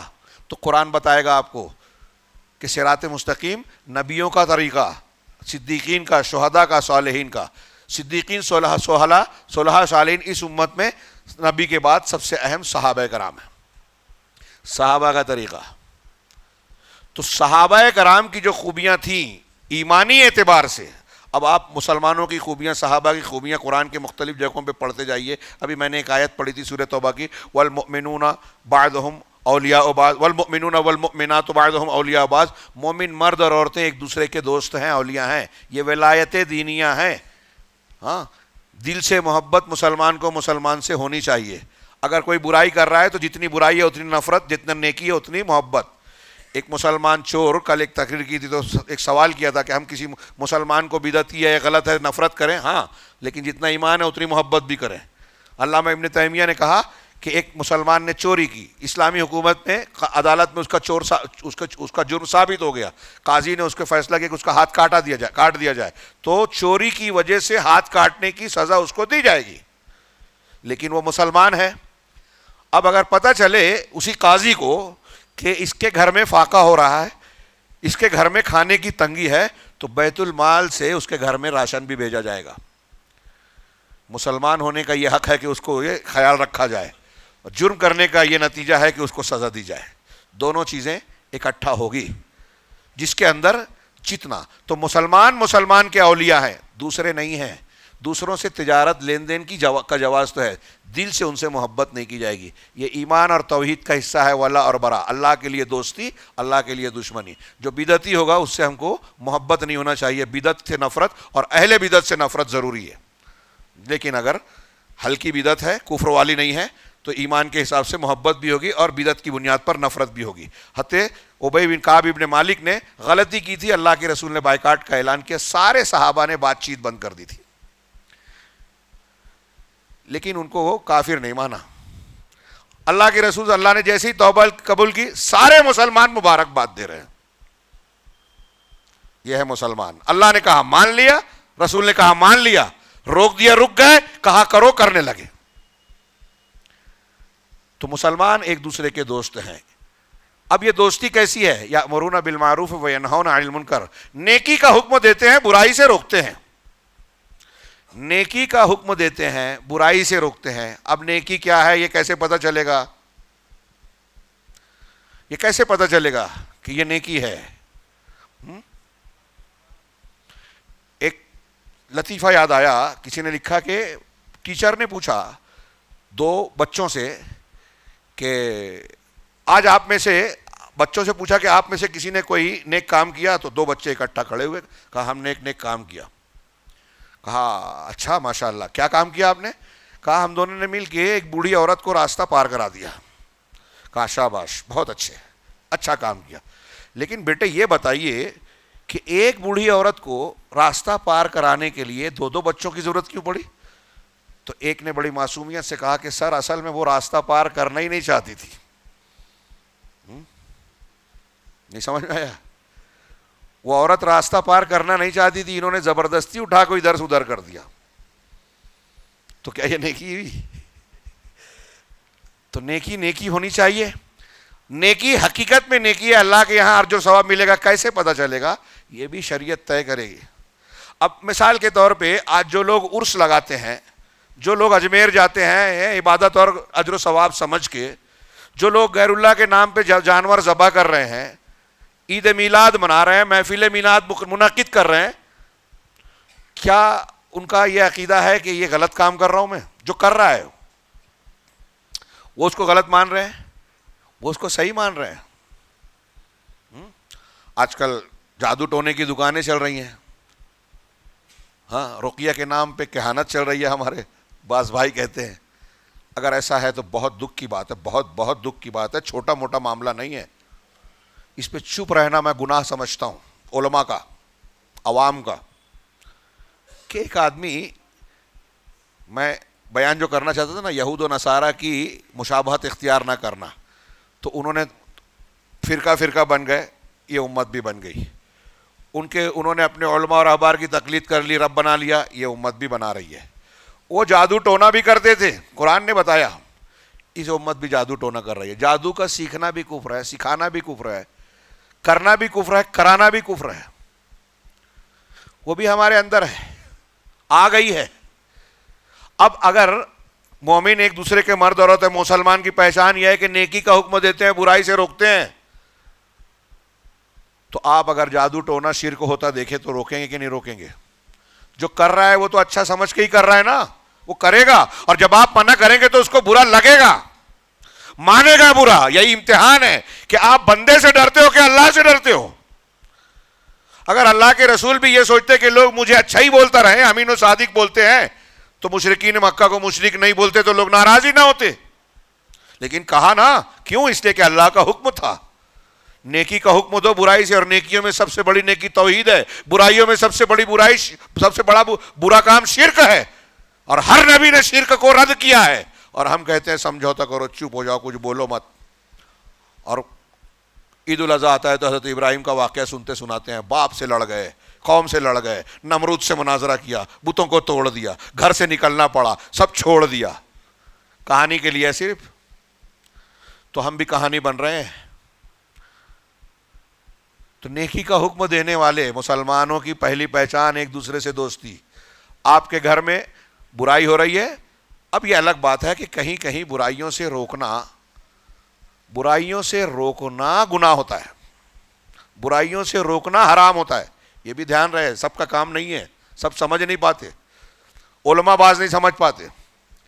اگر آپ کسی کو برائی سے روکنے جاتے ہیں, وہ برائی ختم نہیں ہوگی لیکن اس سے بڑا فساد ہو جائے گا, ایسا یقین ہے کہ آپ جس برائی کو ختم کرنے جا رہے ہیں وہ برائی ختم تو نہیں ہوگی, اس سے بڑا فساد ہو جائے گا. تو ایسی برائی کو روکنا, ختم کرنا, کوشش کرنا حرام ہے, حرام. جیسے آپ کے فرض کر لیجئے کہ یہاں پکی قبر ہے, قبرستان, ابھی آپ نے لوگوں کو سمجھایا ہی نہیں, آپ جا کے کہیں کہ اللہ کے رسول نے کہا ہے, حضرت علی کو بھیجا تھا پکی قبریں توڑ دو, ہم جا کے توڑتے ہیں, آپ توڑنے لگو. تو جنہوں نے بنایا ہے وہ مان لیں گے کیا؟ قبول کر لیں گے کیا؟ نہ اصلاح ہوگی اور نہ وہ اس کو قبول کریں گے, پلٹ کے آپ پر حملہ ہوگا, جھگڑا فساد ہو جائے گا. حضرت ابراہیم نے جو توڑا تھا تو پہلے اسٹیپ میں نہیں توڑا تھا, بہت کچھ مرحلے سے گزرنے کے بعد توڑا تھا بتوں کو, اور اس کے رد عمل کو جھیلنے کے لیے تیار بھی تھے, اکیلے تھے. آج اگر ہم کسی ایک جگہ پر, کہیں ملک میں کہیں ایک جگہ مسلمان کرے, پورے ملک کے مسلمان پر آفت ہوگی. تو یہ صحیح کام کرنا بھی غلط ہوگا. ہمارے جو جوشیلے جذباتی نوجوان آج کل صراط مستقیم سیکھتے نہیں, دین کو سمجھتے نہیں, اور کچھ جذباتی لوگوں کے پیچھے, کوئی اس کے پیچھے بھاگ جاتا ہے, کوئی فلاں نے اچھی تقریر کی, 1 کروڑ لوگوں نے اس کو لائک کیا ہے تو اس کے پیچھے بھاگنے لگے, ارے بہت اچھا درس دیتے ہیں. آج کل یہ چلتا ہے سوشل میڈیا پہ, اتنا لائک اتنا وہ. پہلے کچھ اور ٹرینڈ تھا, اور کچھ لوگ جو ہے سچی جھوٹی حکایتیں بیان کرتے تھے کہ ارے وہ بزرگ بالغ جس دن ہوئے تھے اس دن وضو کیا, اور جس دن انتقال ہوا اس دن وضو ٹوٹا. اتنے پہنچے ہوئے تھے, زمین کے اوپر سے اندر دیکھتے تھے, وضو کرتے تھے تو پانی میں گناہ جو گرتا تھا وہ دکھتا تھا, کرامت کھیلتے تھے. یہ میں صرف مذاق کے لیے نہیں کہتا, ہمارے پاس سلف کے اس طرح کے اقوال ہیں. اگر کوئی آدمی آپ کو ایسا نظر بھی آ جائے, بہت اچھا درس قرآن دیتا ہے, چھوڑیے ہوا میں اڑے پانی پہ چلے, لیث بن سعد امام شافعی کہتے ہیں, لیکن اگر وہ سنت کا مخالف ہے تو جان جاؤ کہ وہ رحمان کا نہیں شیطان کا ولی ہے, اس سے متاثر نہیں ہونا. دجال بھی بہت سی ایسی چمتکاری چیزیں پیش کرے گا, جو ایمان والا نہیں ہے متاثر ہو جائے گا. یہ تو دجال سے کم سے آج لوگ گمراہ ہو رہے ہیں بہت سارے. تو مسلمان وہ ہے پہلی پہچان, نیکی کا حکم دیتا ہے, برائی سے روکتا ہے. آپ کے گھر میں آپ کا بچہ نماز نہیں پڑھتا, بیوی نماز نہیں پڑھ رہی ہے, آپ کو توفیق نہیں ہو رہی ہے, آپ کے اندر مسلمان کی پہچان ہے ہی نہیں. اگر آپ ایسے ہیں, غور کیجئے, بچے بیوی کو نہیں بولتے. ابھی ہمارے بھائی شیخ ابو زید کی ایک کلپ سنا, بڑی پیاری لگی مجھے, بہت اچھا دلیل دی کہ جو لوگ سڑکوں پہ بیٹھ کے اوباش ٹھیک سے دین سمجھتے بھی نہیں, جانتے بھی نہیں, سعودی عرب کو اور حکومت کو بولتے ہیں نکلو, ان کو نکالو, ہٹاؤ, حکومت بند کرو. کیوں؟ ان کی فلاں چیز غلط ہے. تو جن کا 20 کا بیٹا بے نمازی ہے, بھائی بے نمازی ہے, بھائی اور بھائی کو گھر سے نہیں نکال سکتا بے نمازی کو, اور حکمراں کو حکومت سے نکالنے کی بات کرتا ہے. یہ اوقات ہے تمہاری. پہلے دین کے راستے سمجھو, تربیت کرو. تو نیکی کا حکم اور برائی سے روکنا. اب ہمارے یہاں دیکھیے, یہیں اسی ایک اصول پر دیکھ لیجئے, ایک جماعت ایسی ہے جو بولتی ہے کہ فروعات میں مت پڑھو, ایک ہو جاؤ, مسلک سے اوپر اٹھ جاؤ, دین کی اقامت کرنی ہے, اقامت دین کرنا ہے تو طاقت کی ضرورت ہے. تو اب طاقت کی ضرورت, تو اتحاد کی ضرورت, تو کیا کرنا؟ میلاد پڑھو کہ مت پڑھو, فاتحہ پڑھو کہ مت پڑھو, ایک ہو جاؤ. ٹھیک ہے, تو جب میلاد نہیں پڑھا, میلاد پڑھ رہے ہیں, فاتحہ پڑھ رہے ہیں, قبر پہ جا رہے ہیں, عرس منا رہے ہیں, تو اس دین کو قائم کریں گے؟ یہ نبی کا دین تھا. حضرت ابراہیم, حضرت عیسیٰ, حضرت موسیٰ, حضرت نوح علیہ السلام, حضرت محمد صلی اللہ علیہ وسلم کو اللہ نے کہا کہ عرس والا, میلاد والا, فاتحہ والا دین قائم کرو. دین قائم کرنے کا یہ مطلب ہے. دین قائم کرنے کا مطلب توحید قائم کرنا. آپ توحید سمجھتے ہی نہیں, سمجھنا چاہتے بھی نہیں, توحید کی بات کرنے والوں کا مذاق اڑاتے ہو اور دین کی قائم کرنے کی بات کرتے ہو. عجیب بات ہے. بدن کو کٹنا, بولے گے کٹنگ نہیں ہونی چاہیے بدن میں, لیکن آپریشن کرنا ہے. چھری لگائے بغیر, دھار لگائے بغیر پیٹ کے اندر کا سامان باہر نکالنا ہے, دماغ کے اندر کا ٹیومر نکالنا ہے. یہ آپریشن ایسے نہیں ہوگا. تو بہرحال مختصر یہ کہ یہ نیکی کا حکم دینا, پہلے آپ کو نیکی کا علم حاصل کرنا ہوگا, برائی سے روکنا. اب ایک قوم جو فضائل پر محنت کرتی ہے, بڑی محنت کرتے ہیں بیچارے, ہمارے بھائی ہیں,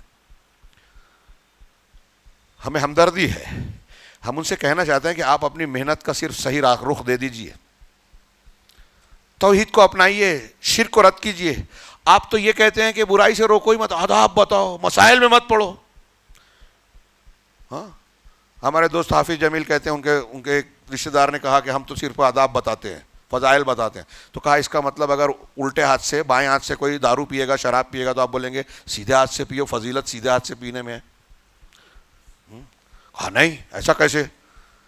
کہا بھائی آپ تو فضائل بتاتے ہو. کہا نہیں, یہ تو حرام ہے نا. کہا حرام بولنا تو مسئلہ ہو گیا نا, اور آپ مسائل بیان نہیں کرتے. تو شراب کو سیدھے ہاتھ سے پینا چاہیے, آپ یہ بیان کیجئے دارو پینے والوں کو. کہا نہیں, ایسے کیسی بات کر رہے ہو؟ کہا آپ ایسی بات کر رہے ہیں. مسائل کو جانے بغیر فضائل نہیں مل سکتے. نماز کے فائدے آپ نماز کے طریقے کو جانے بغیر جان سکتے ہیں کیا؟ اللہ کے نبی صلی اللہ علیہ وسلم کی نماز کیسی تھی آپ سیکھنے کے لیے تیار نہیں ہیں, لیکن بولتے ہیں فجر سے یہ فائدہ ہوگا, ظہر سے وہ فائدہ ہوگا, مغرب عشاء سے یہ فائدے ملیں گے دنیا اور آخرت میں. جب آپ نبی کی نماز پڑھنا ہی نہیں چاہتے تو نبی کی نماز کا فائدہ نہیں ملے گا. یہ میں نے کچھ اشارے کیے ہیں. پہلی صفت نیکی کا حکم دینا, برائی سے روکنا. دوسری صفت یأمرون بالمعروف وینہون عن المنکر کے بعد ویقیمون الصلاۃ ویؤتون الزکاۃ, اور نماز قائم کرتے ہیں. آپ یہ بھی غور کیجئے کہ مومن مرد اور مومن عورت کہا, تو عورتیں بھی نیکی کا حکم دیں گی, برائی سے روکیں گی.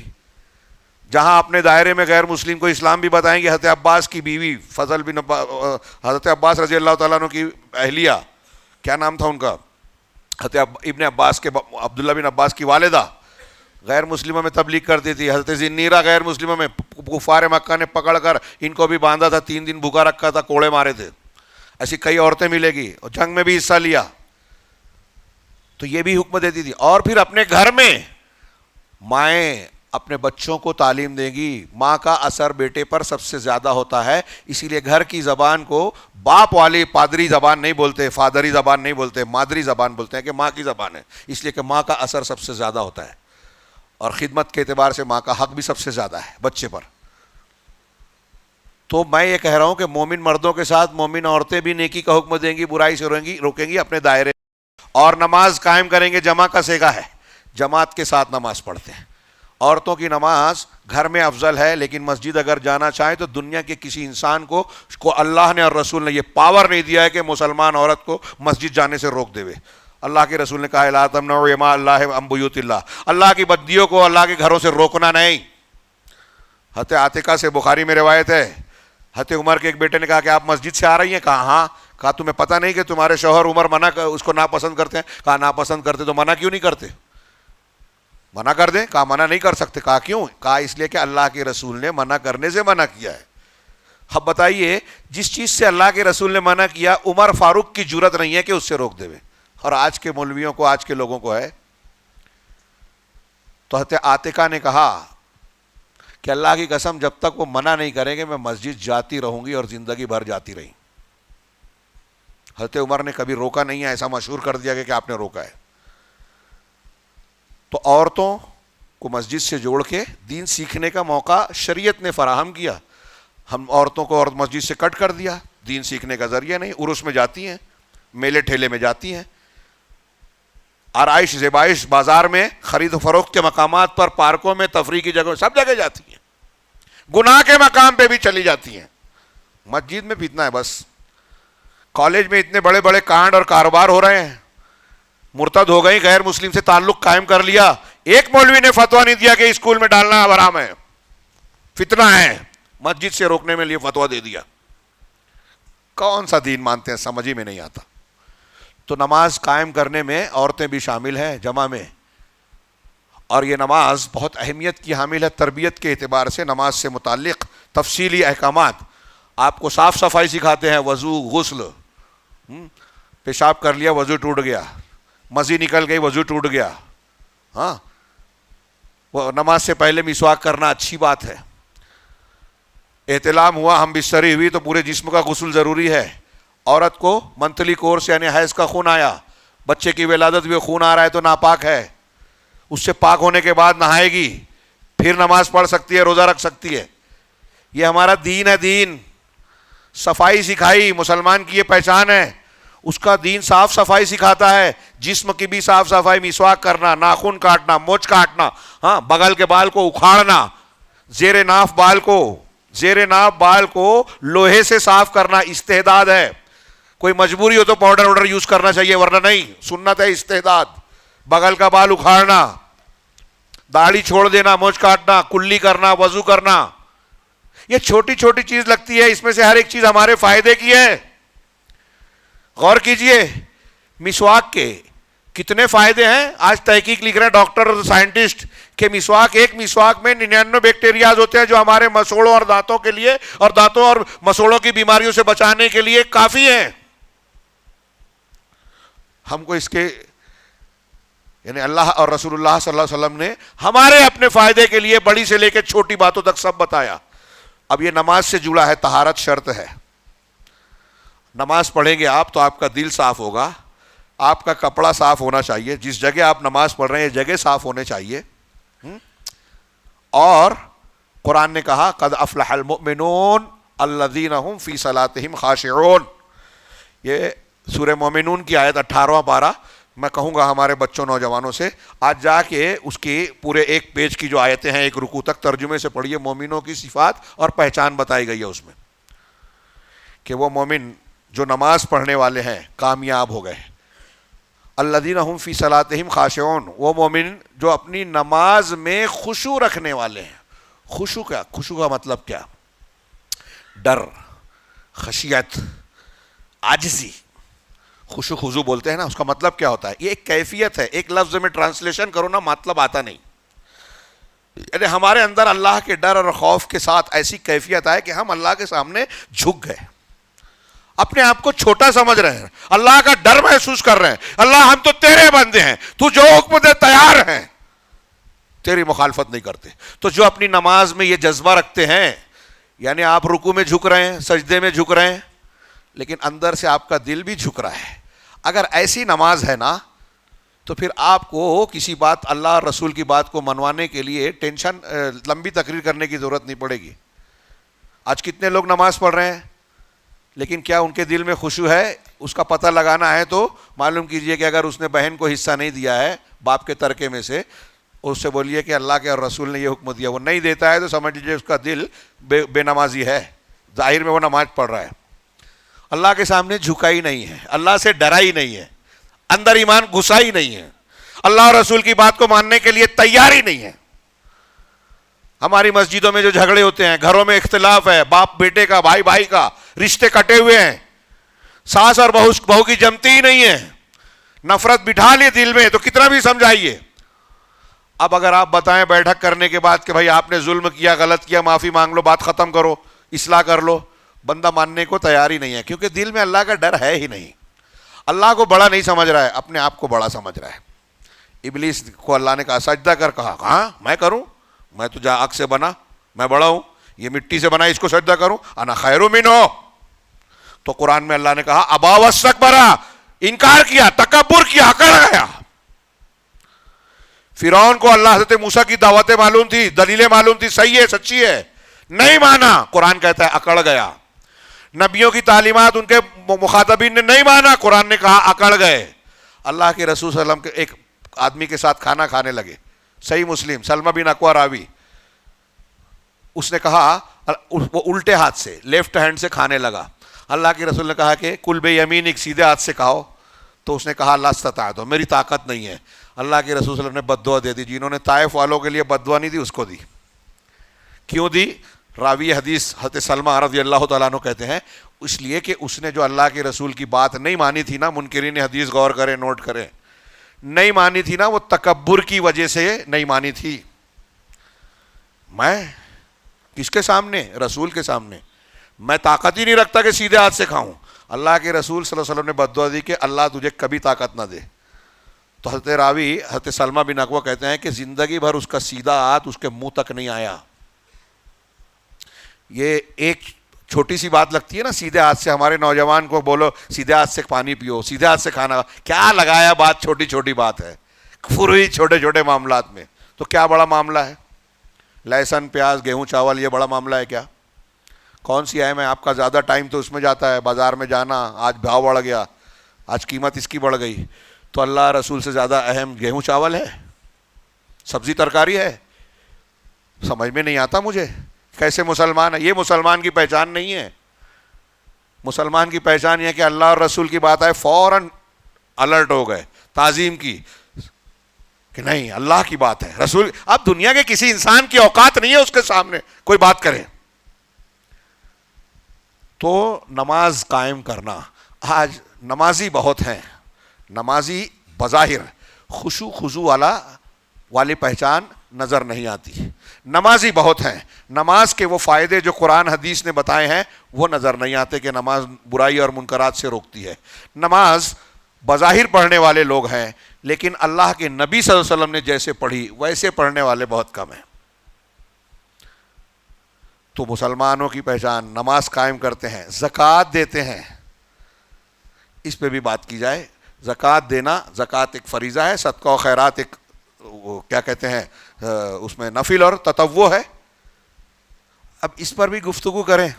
زکوٰۃ کا نظام ہمارے یہاں نہیں ہے. آج کل بہت نئی طبقہ بحث کرتا ہے اسٹاک ایکسچینج میں لگانا کیا، فلاں اسکیم میں. وہ ایک نیا پیدا ہوتے، سبحان اللہ ماشاء اللہ، دین کا نام لے کے لوگوں کا پیسہ اینٹتے ہیں، کچھ دن کے بعد غائب ہو جاتے ہیں.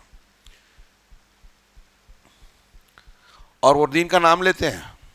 جیسے یہ دھوکہ دے رہے ہیں نا اسکیم والے، آپ کو آپ کا پیسہ اینٹتے ہیں، ایسے بہت سے لوگ آپ کے دین اور ایمان کو اینٹ رہے ہیں جیسے میں نے ابھی رقیے کی بات کی, جادو ٹونے والے کے پاس ہماری مائیں بہنیں جاتی ہیں, ہماری بگڑی بنا دیجئے. گھر میں ایسا ہے شوہر محبت نہیں کرتا تو بولتا میں عمل کروں گا, محبت کرنے لگے گا. اور جو عمل کرتا ہے شوہر کو پتہ چل جائے تو محبت کیا کرے گا, نفرت کرے گا, طلاق دے دے گا. نہ عزت بچی نہ دین بچا, پیسہ بھی گیا. تو میں سوچئے تھوڑی دیر کے لیے, یہ جو میں ایک بات کر رہا ہوں نا, اس طرح ٹھگی ہو رہی ہے. یہ سب کیوں ہو رہی ہے؟ زکوٰۃ, صدقات, انفاق کے جو اصول ضابطے قرآن و حدیث نے بتائے ہیں, ہم وہ ماننے کو تیاری نہیں ہے. ہمارے ہاں بیت المال کی کیا پوزیشن ہے غور کیجئے. قرآن حدیث میں کہتے ہیں کہ جو ہاتھ پھیلاتا ہے ادھر ادھر ایک لقمہ دو لقمہ مانگنے کے لیے, وہ مسکین نہیں ہے. مسکین وہ ہے جو ضرورت مند ہے لیکن شرماتا ہے, ہاتھ نہیں پھیلاتا. آپ کو معلوم کرنا چاہیے, اس تک پہنچانا چاہیے. لیکن آپ تو اپنے امام اور مؤذن کے گھر میں فاقہ ہے تو سمجھ نہیں پاتے. وہ کم سے کم تنخواہ میں گزارا کرے اور آپ کا بچہ اتنا منی پاکٹ بھی اس کی اس سے زیادہ رہتی ہے جتنی امام کو مہینے یا ہفتے کا گھر کا خرچہ چلانا ہے. اور مسلمان اس پر بات کرتا ہے تو جب ہم کہتے ہیں لوگ کر رہے ہیں نا, اس سے بھی غریب لوگ تو جی رہے ہیں نا, تو آپ بھی ویسے جی کے بتائیے نا. یہ زکوٰۃ اور اس سے متعلقہ احکامات بہت اہمیت کے حامل ہیں. اگر اس کو صحیح ڈھنگ سے انجام دیا جانے لگے, مسلمانوں کے بہت سے معاشی مسائل, بچوں کی فیس کے مسائل, تعلیمی مسائل, غربت کے مسائل, بے روزگاری کے مسائل حل ہوں گے. ایک مسلمان بھوکا نہیں سوئے گا, اور مسلمان کے پڑوس میں رہنے والا غیر مسلم بھی بھوکا نہیں سوئے گا, کیونکہ مسلمان کو یہ بتایا گیا ہے کہ اگر آپ کھا کے اور سو گئے اور آپ کا بھائی, آپ کا پڑوسی بھوکا رہ گیا, اللہ پوچھے گا میں بھوکا تھا, تو نے کھانا نہیں کھلایا, میں ننگا تھا, تو نے کپڑا نہیں پہنایا. بندہ کہے گا تو رب العالمین تو کیسے بھوکا رہ سکتا ہے؟ کہا آپ تیرے فلاں بندہ پڑوس میں بھوکا تھا, اس کو کھلاتا تو مجھے کھلاتا. وَيُؤْتُونَ الزَّكَاةَ وَيُطِيعُونَ اللَّهَ وَرَسُولَهُ. اور مسلمان مرد اور عورتوں کی ایک پہچان یہ ہے جماعتی, اجتماعی اور کھلی ہوئی سطح پر کہ اللہ کی اطاعت کرتے ہیں اور رسول کی اطاعت کرتے ہیں. اب مجھے بتائیے کہ مسلمانوں کی یہ جو پہچان ہے آج ہمارے یہاں غالب مسلمانوں میں نظر آتی ہے کیا؟ سماج میں, معاشرے میں جب ہم گاڑی چلاتے ہیں, جب راستے میں گاڑی کھڑی کرتے ہیں, کسی کو تکلیف دیتے ہیں, جب ہم گالی گلوچ کرتے ہیں, غیبت چغلی کرتے ہیں, اذان ہو رہی ہے مسجد میں نہیں آتے, یہ اللہ کی اطاعت ہے, رسول کی اطاعت ہے کیا؟ تو مسلمان کی پہچان تو یہ ہے کہ وہ اللہ اور رسول کی مانتے ہیں. ہم مانتے ہیں کیا؟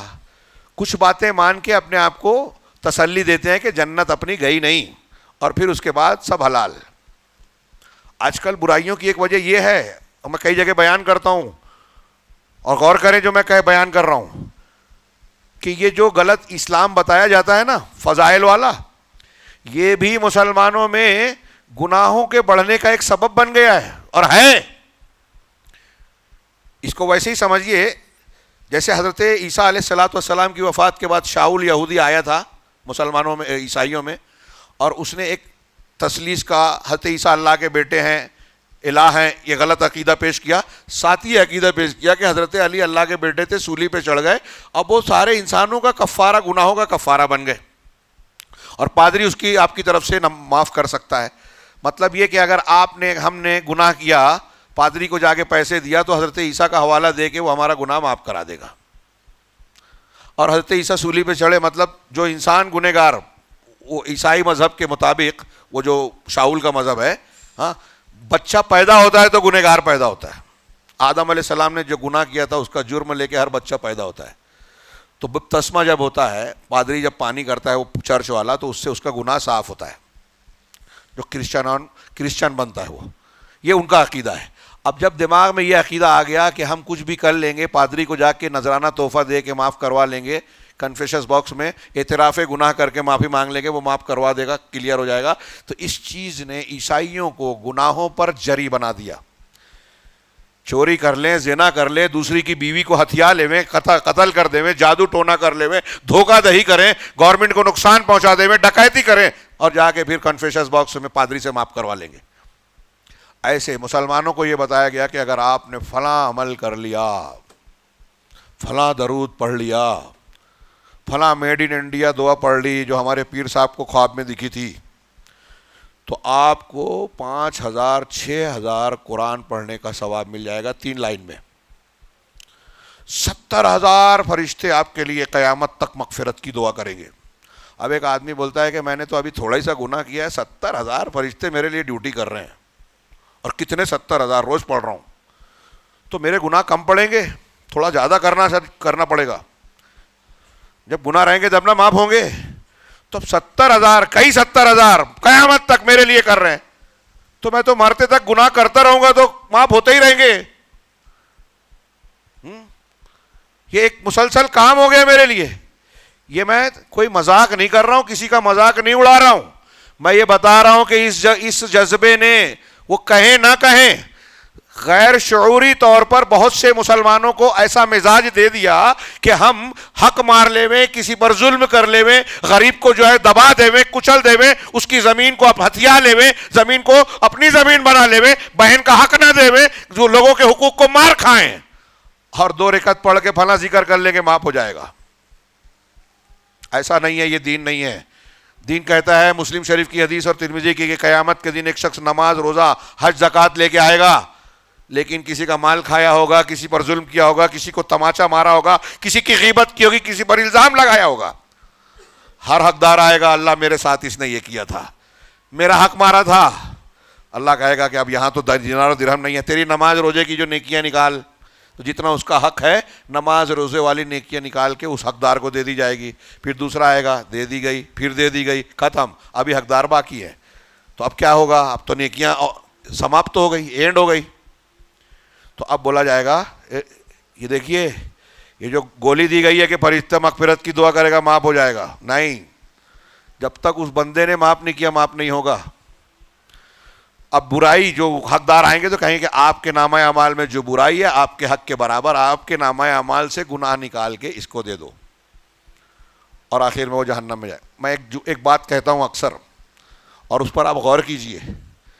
آپ دنیا میں جس سے نفرت کرتے ہیں,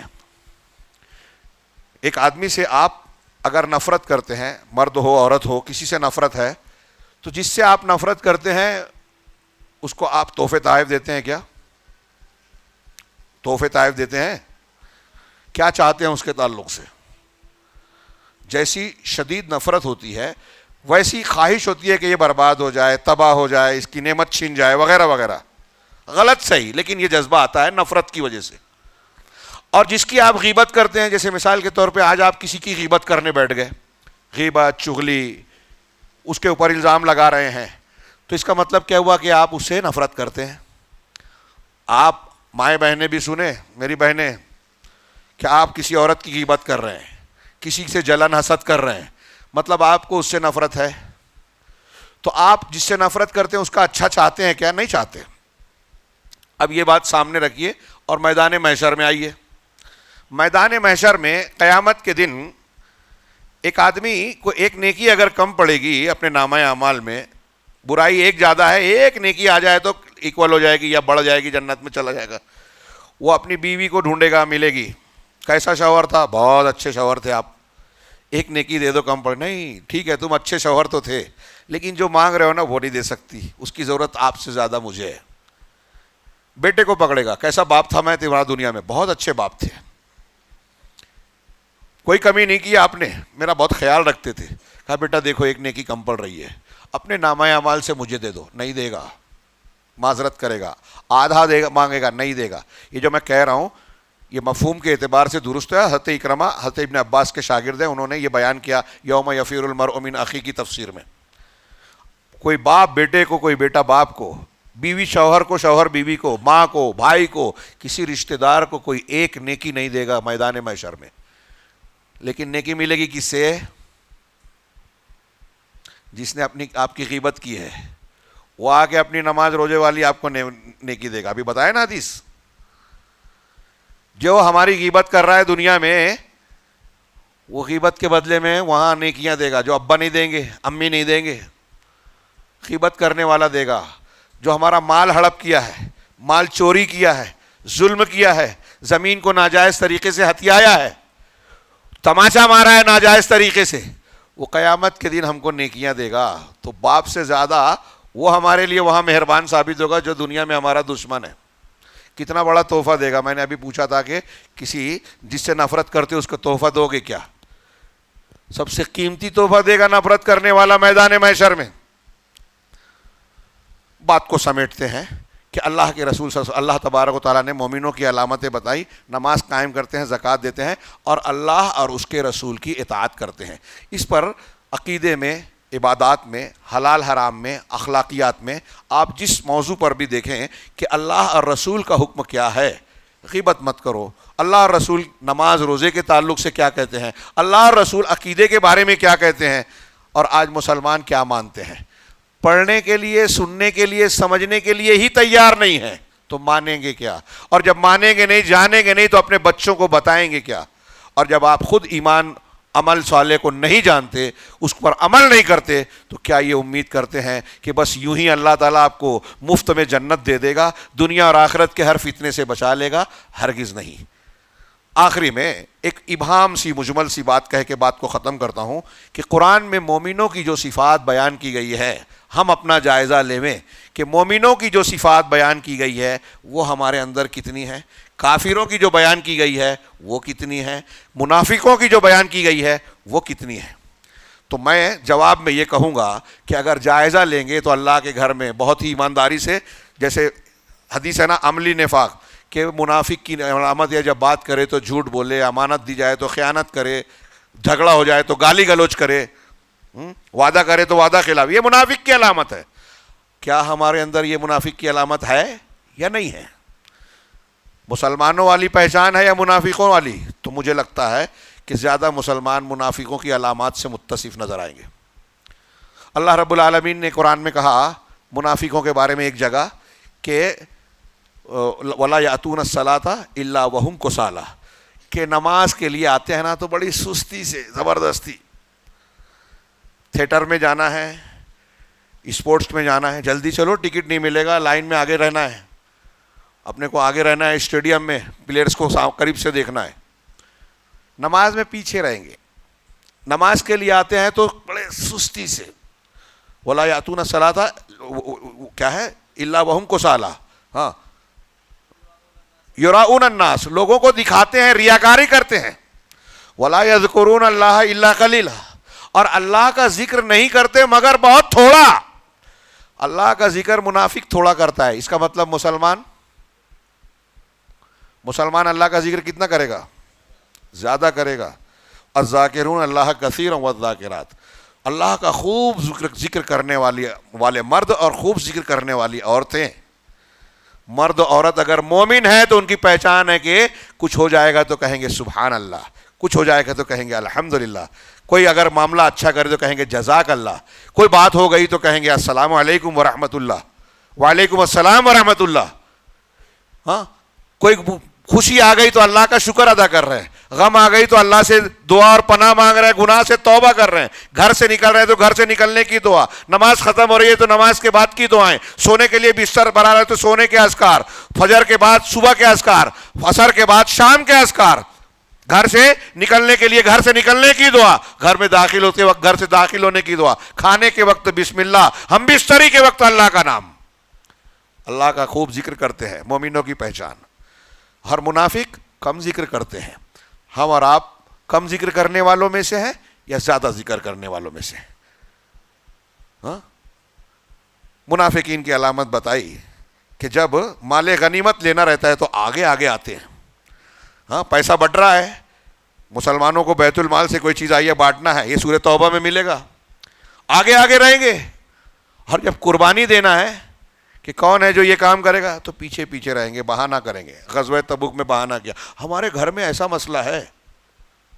حضرت کعب نے بتایا کہ جب اصل مسلمان چلے گئے تو مجھے شرم آتی تھی مدینہ میں چلتے ہوئے، یا تو کوئی معذور تھا جس کو اللہ نے جنگ سے معذور کیا ہے، لنگڑا ہے، اندھا ہے، جنگ میں نہیں جا سکتا، یا تو ایسا سچا مسلمان تھا، یا عورتیں تھیں، یا منافقین تھے، ایسے لوگ تھے جن پر نفاق کا الزام تھا.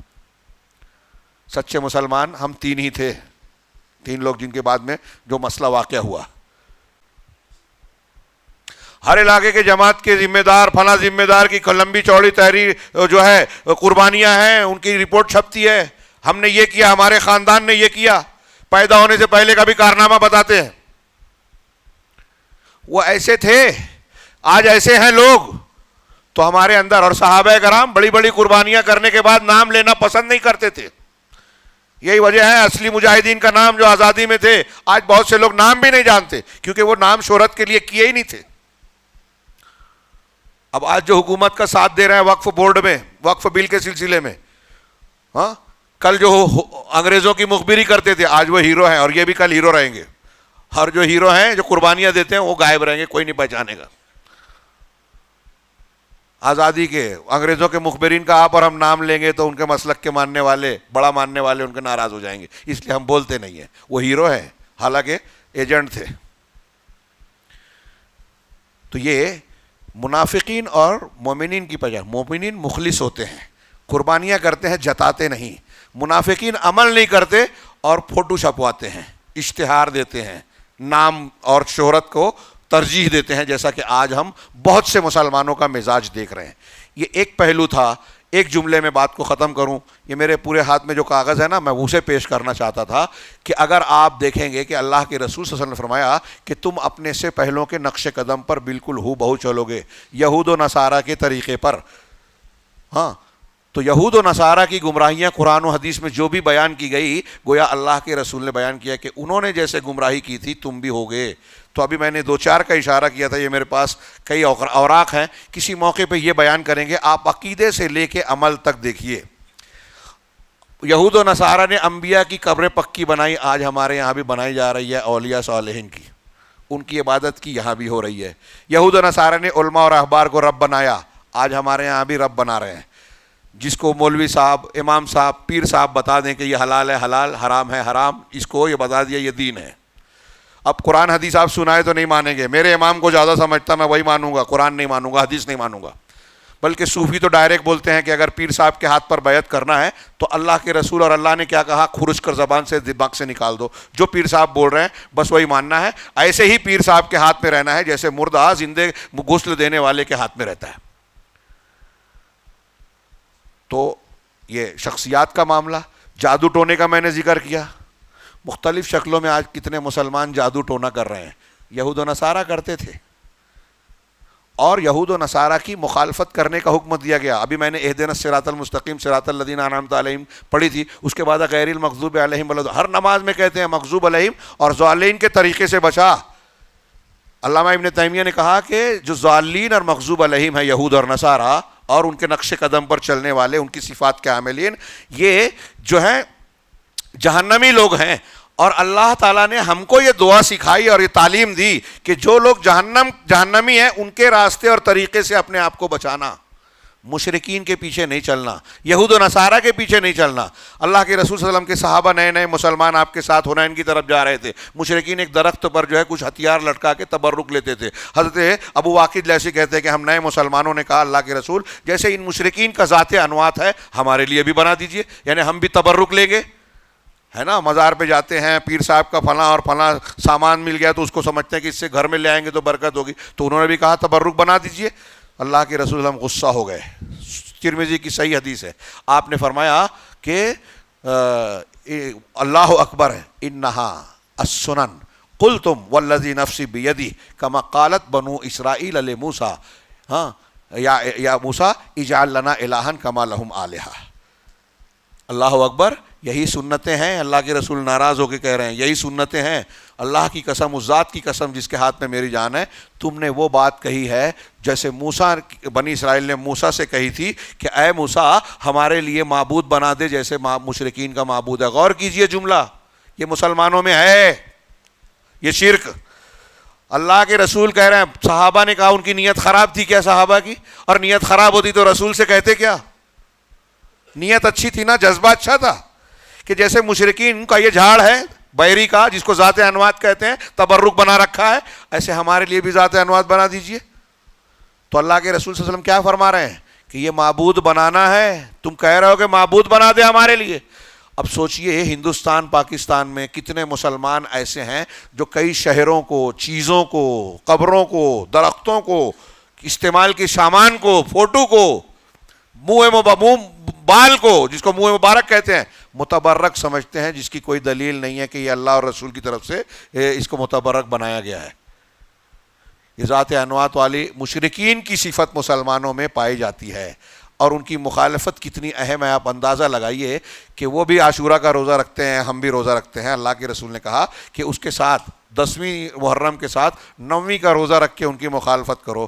وہ اگر داڑھی رکھتے ہیں تو اللہ کے رسول نے کہا کہ تم مونچھ کاٹ کے داڑھی رکھو اور ان کی مخالفت کرو۔ داڑھی رکھتے ہیں، صحیح کام کرتے ہیں، پھر بھی کیفیت میں ان کی مخالفت کرو۔ ان کی داڑھی سفید ہوتی ہے، وہ مہندی کا استعمال نہیں کرتے، تم مہندی کا استعمال کرو، ہاں کالے سے بچنا۔ وہ جوتے اور چپل میں نماز نہیں پڑھتے، اس لیے کہ اللہ تعالیٰ نے حضرت موسیٰ علیہ السلام جب طور پہ چلے گئے تھے تو کہا تھا اخلع نعلیک، ہاں اپنے جوتوں کو اے موسیٰ نکال دیجئے، انک بالوادی المقدس طویٰ، تم طویٰ کی مقدس وادی میں ہو تو اپنا جوتا نکال دیجئے۔ اس کی مطابقت میں یہودی نماز پڑھنے کے ٹائم جوتا چپل نہیں پہنتے۔ اللہ کے رسول نے کہا جوتے میں، خف میں، موزے کے چمڑے کے موزوں میں جو ہے نماز پڑھو اور یہود کی مخالفت کرو۔ یہود و نصارہ کی اور مشرکین کی مخالفت ایک قاعدہ بنا دیا گیا ہے کہ ہدایت کی پہچان یہ ہے کہ ہمارا طریقہ، ہماری عبادت، ہمارا رہنا سہنا، ہمارا لباس ان سے الگ ہونا چاہیے۔ من تشبہ بقوم فہو منہم، جس نے کسی قوم کی مشابہت اختیار کی وہ انہی میں سے۔ یہ چھوٹی بات نہیں ہے کہ آپ عیسائیوں کا خاص لباس اگر پہنتے ہیں، ہاں اب اس کا یہ مطلب نہیں پینٹ شرٹ ابھی لوگ سوال کرنے لگیں گے۔ وہ چیزیں جو کسی قوم کی پہچان ہے، جیسے سلیب ان کی پہچان ہے، ہاں ہندو عورتوں کی پہچان ہے ٹیکا لگانا، کشکا لگانا، منگل سوتر وغیرہ، ہاں اور اس قسم کی پہچان جو کسی قوم کی پہچان ہے۔ سکھ سردار کی کچھ پہچان ہے، کرپال ہے، خاص قسم کی پگڑی ہے۔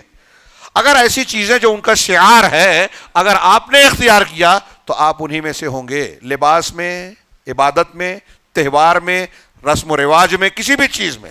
کیونکہ جب آپ کسی دوسری قوم کے طریقے کو اختیار کر رہے ہیں تو آپ اپنے عمل سے یہ کہہ رہے ہیں کہ اس معاملے میں مجھے اللہ کا دین پسند نہیں ہے، رسول صلی اللہ علیہ وسلم کی سنت اور طریقہ پسند نہیں ہے، اس کا طریقہ پسند ہے۔ تو آپ جھوٹ بولتے ہیں کہ میں اللہ کے رب ہونے پر راضی ہوا، محمد کے رسول ہونے پر راضی ہوا اور اسلام کے دین ہونے پر راضی ہوا۔ آپ کو اسلام پسند ہی نہیں ہے، آپ کو یہودیوں نصرانیوں کا طریقہ پسند ہے جو آج بہت سارے نوجوان اختیار کرتے ہیں اور بہت سارے پرانے لوگ بھی۔ عقیدے میں، عمل میں، عبادت میں، تہوار میں ہمارے یہاں مسلمانوں کی صفات کی بجائے یہود، نصارہ، مشرکین اور منافقین کے طریقوں کو لوگوں نے اختیار کر رکھا ہے۔ میں نے کچھ باتوں کی طرف اشارہ کیا اس امید سے کہ آپ اس رہش پر اسٹڈی کریں گے، پڑھیں گے، مسجد میں دروس کا سلسلہ قائم کر کے علماء سے دین کو سیکھیں گے کہ ایک مسلمان کی پہچان کیا ہے، حقیقی اور سچا اسلام کیا ہے، دنیا میں کون کیا مانتا ہے۔ ہم کو اس سے غرض ہو نہ ہو، لیکن اس سے غرض ہونی چاہیے کہ ہم جہنم میں نہ جائیں۔ اور اگر ہم کو یہ فکر سچی ہے، سیریس ہیں ہم، تو یہ اس کے بغیر ممکن نہیں ہے کہ ہم یہ معلوم کریں کہ صحیح ایمان، صحیح عقیدہ کیا ہے۔ اس کو جب جان لو تو پکڑ لیجئے، پھر اب کوئی کتنا بھی مخالف کرے، آپ کی گردن کاٹ دے، اس عقیدے کو نہ چھوڑو۔ اللہ رب العالمین ہمیں دین کو سمجھنے، جاننے، اختیار کرنے کی توفیق عطا فرمائے اور اس پر جمع دے، اس پر موت دے، موت آئے تو دین حق پر، توحید پر، اور آخرت میں اسی کی بنیاد پر پروردگار ہمیں ہر قسم کے عذاب سے محفوظ رکھے۔ وآخر دعوانا ان الحمد للہ رب العالمین وصلی اللہ علی نبینا محمد۔